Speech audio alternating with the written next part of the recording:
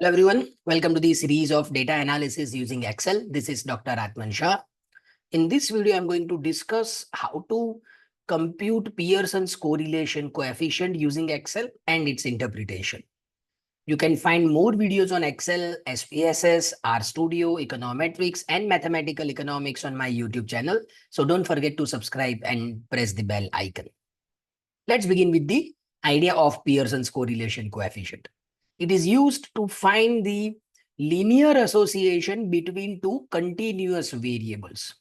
So here in this hypothetical example, I have two continuous variables, marks and reading hours. And we are interested to know whether these two are linearly associated or not. Now, what is null hypothesis in this case?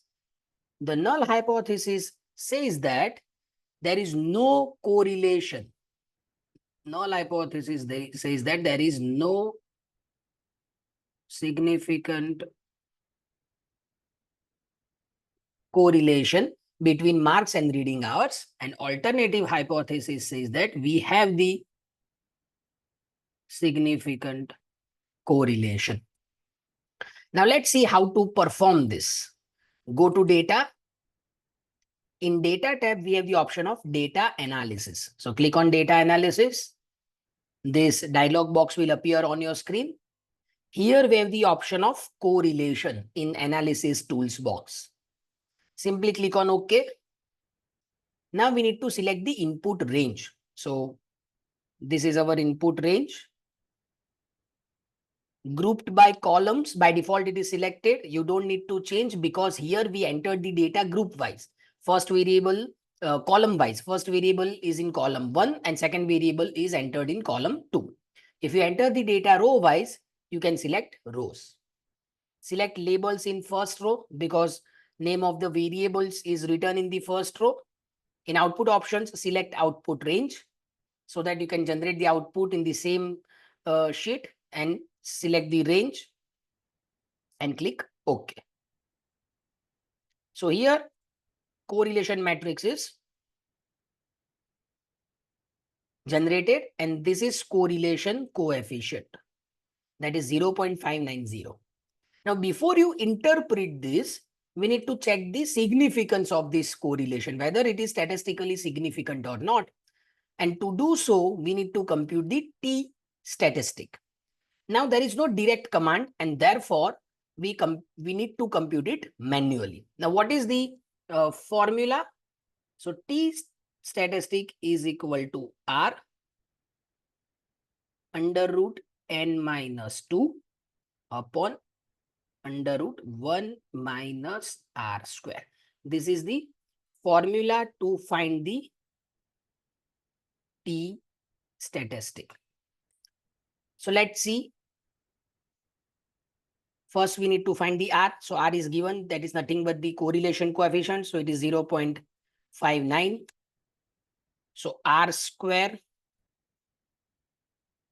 is equal to this raised to 2.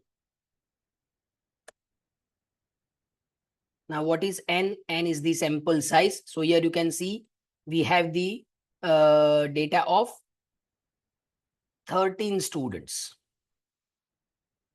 Right? So therefore N is 13. So degree of freedom is N minus 1, that is 12. Now we need square root of N minus 2. Here you can see square root of N minus 2. So square root of N minus 2 is equal to, the command is sqrt. N is 13 minus 2. Now then we need to find 1 minus R square. So it is 1 minus R square. So this is equal to 1 minus R square is here. Now we need to find the square root of it. 1 minus R square. So this is equal to sqrt 1 minus sqrt of this value. Now we can find T statistic.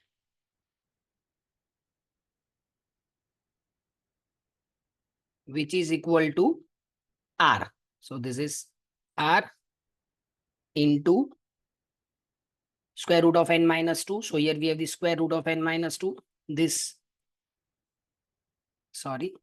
is equal to R into square root of n minus 2.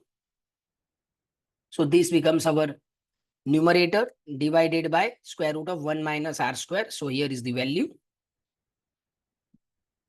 So this is T statistic.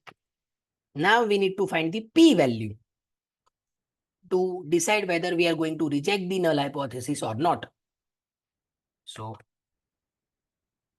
P value is equal to T distribution, the value of T statistic, then degree of freedom, that is 12. And since this is two-tailed test, we can write 2. So here the P value is 0.03.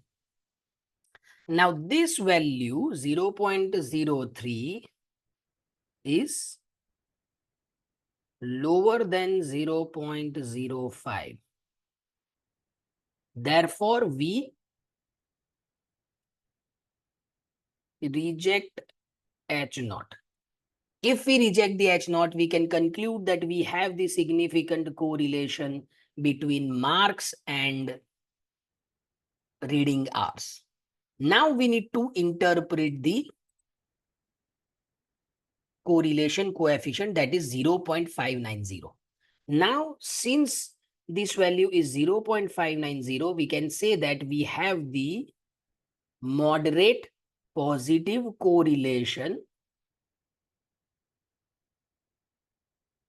moderate positive correlation between marks and reading hours.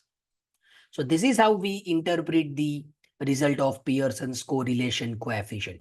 If you find this video useful, kindly like, share, comment, and subscribe. Thank you.